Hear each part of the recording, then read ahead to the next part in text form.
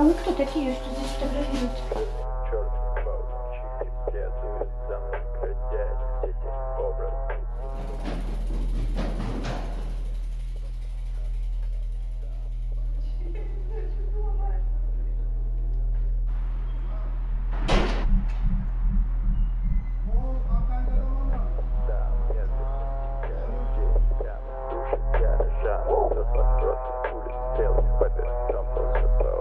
Я честно хотел показать тебе Петербург, если уж не беспристрастно, то хотя бы двойственно, но понял, что не смогу.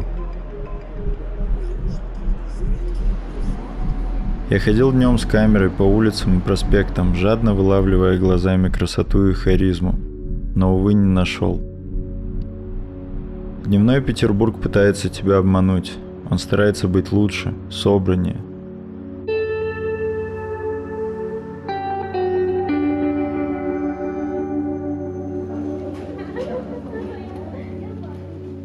Такая метафора пришла мне в голову первой. Однако потом я понял, что по моим ощущениям, днем Петербург спит. Само его естество дремлет, даруя людям свободу от себя.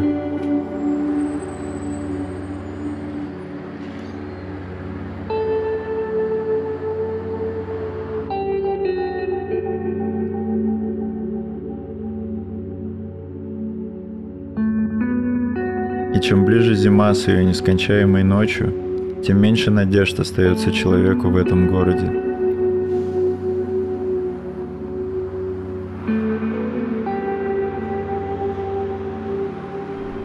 Взглядом тысячи окон, словно присытившийся паук, Петербург лениво наблюдает тебя, как и сотни тысяч других бедолаг, угодивших в его сети.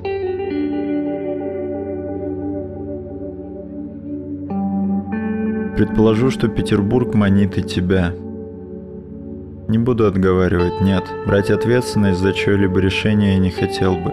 Я лишь поведаю свой опыт жизни здесь, то, что я узнал и прочувствовал в этом городе.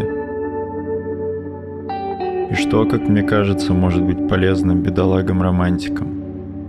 Предостережение ли это, решать тебе. Петербург опасен тем, что он мелкими деталями, нюансами, особым звучанием захватывает часть романтиков-первогодок. И они обречены прорасти, как плесенью стены, вечной любовью к эстетичному, но грязному декадансу, к поэтичному, медленному погружению себя под пелену серого неба, в объятия изысканных парадных и зассанных арок.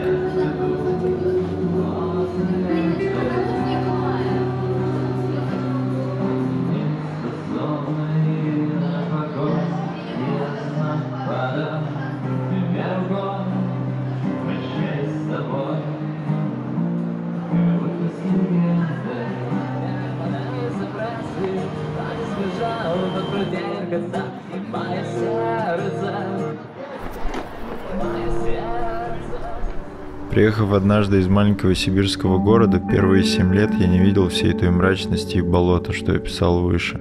В чем же дело? Вероятно, я был также очарован. Я видел красивый декаданс, отлично резонирующий с моей драматичной натурой. Но все проходит.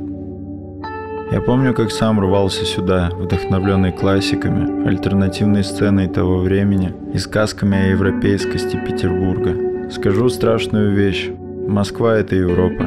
Петербург — это что-то другое. Однако, осмысливая здесь свое отношение к Петербургу, к своему удивлению, я пришел к выводу, что все, что мне в нем опостылило, есть атрибуты городов нашей необъятной. И Петербург, возможно, лучший из них, хоть и наделенный всеми недостатками своих собратьев по стране. Нет, я не закончу этот рассказ на позитивной ноте, мол, Санкт-Петербург лучший из городов России, лучший из худших. Нет. Петербург лицемер. Если приезжаю в другие города, ты сразу понимаешь, в какой стране ты находишься и что тебя ждет. То этот тебя водит за нос фасадами, историей, Невой и несущимся впереди города зловонием романтики. Петербург не людоед, нет. Он просто притягивает в эти вековые болота юнцов вроде меня. Каждый здесь пожирает себя сам. Однако город на Неве тебе в этом поможет, выдав красивую вилку и нож. Шумит свет фонарей на проводах, перетянувших кровоподтеками улицу самовлюбленного города. А ты, чуть шатаясь, идешь домой. И улица омерзительно прямая и манящая.